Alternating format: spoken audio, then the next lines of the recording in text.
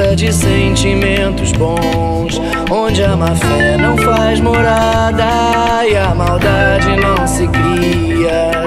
Me cerco de boas intenções e amigos de nobres corações que sopram e abrem portões com chave que não se copia.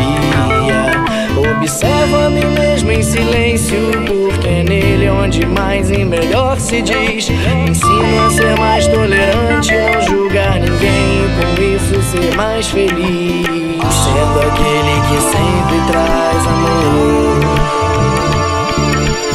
sendo aquele que sempre traz sorrisos e permanecendo tranquilo onde for.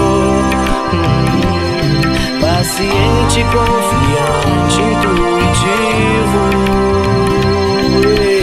Faço de mim parte do segredo do universo, junto a todas as outras coisas as quais admiro e converso. Preencho meu peito com luz, alimento o corpo e a alma. Percebo que no não possuir se encontram a paz e a calma.